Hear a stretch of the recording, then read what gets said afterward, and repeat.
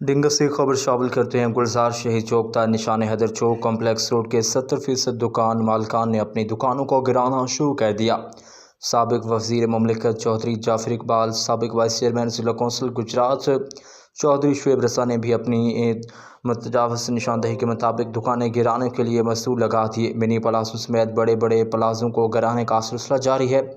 گزشتہ روز assistant commissioner تحصیل Kharian administrator municipal committee Dinga Ahmad Sher Gondal نے chief officer municipal committee Dinga Chaudhry Irfan Ahmad Gondal, head clerk municipal committee Dinga Chaudhry Muhammad Akhtar, revenue حلقہ ڈنگا کے پٹواری Chaudhry Muhammad Asjad, S D O محکمہ شاہرات کے ہمراہ کمپلیکس روڈ کا وزٹ کیا۔ اس موقع پر چودھری جعفر اقبال نے بھی اے سی کھاریوں سے ملاقات کی اور ان کے ہمراہ گلزار شہید چوک سے نشان حیدر چوک تک گئے۔